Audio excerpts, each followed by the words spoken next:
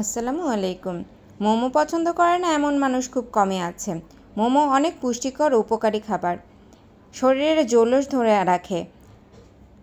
মোমো বাড়িতে ফ্রেশ বানিয়ে নিতে পারেন। রাস্তার পাশের মোমো অবশ্যই নেবেন না। এখানে আমি 3.5 কাপ ময়দা নিয়ে নিয়েছি। ময়দাগুলো মেপে আমি 3.5 কাপ নিয়েছি। সামান্য একটু লবণ দিয়ে নেব।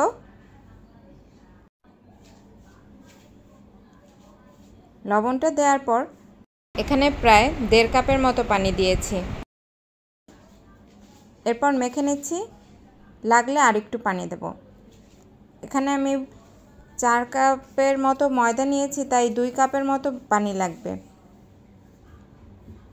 মেখে মেখে দেখছি, যেহেতু ঠান্ডা পানি নিয়েছি, তেল দিয়ে নিচ্ছি।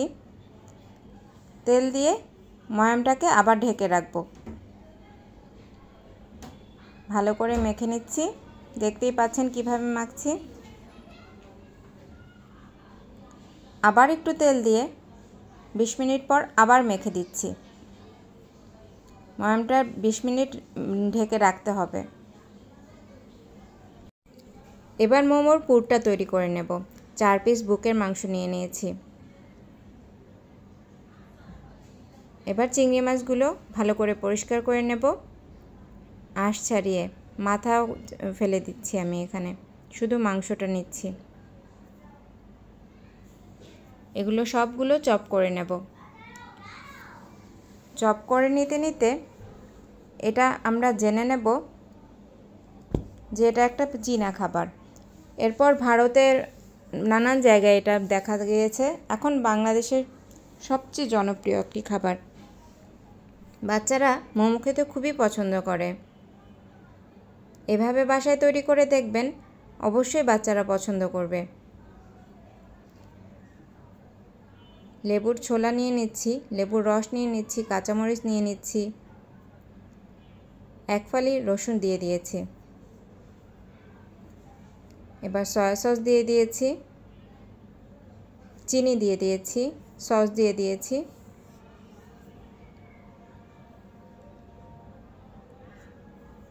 ব্যাস, এগুলো এখন অন্য একটা পাত্রে নিয়ে নিলাম। লবণ দিলাম, আমি আজিনোমোটো দিয়েছিলাম, সামান্য গোলমরিচ দিয়েছি।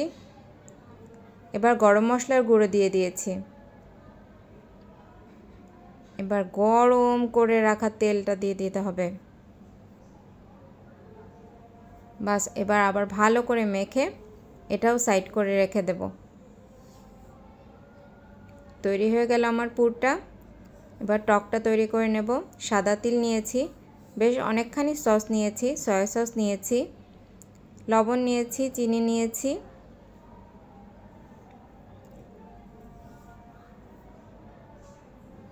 তেঁতুলের কাঠ দিয়ে দিলাম 1.5 কাপের মতো।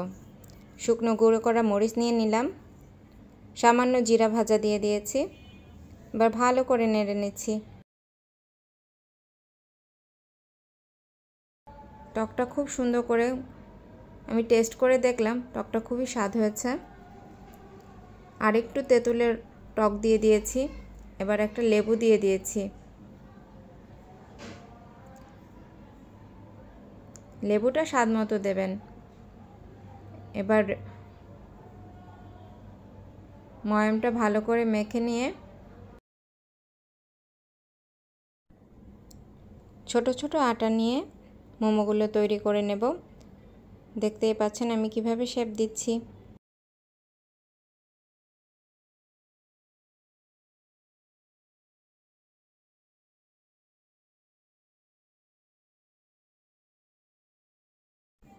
প্র্যাকটিস করতে করতে সুন্দর হয় মোমোগুলো। ছোট ছোট বেলে নিচ্ছি, কয়েকটাই দেখিয়ে দিচ্ছি, খেয়াল করেন।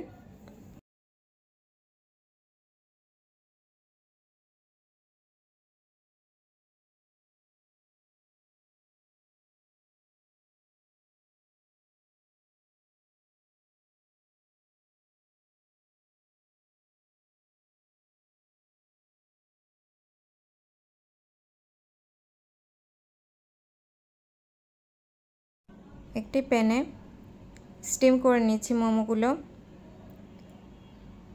দেখতেই পাচ্ছেন।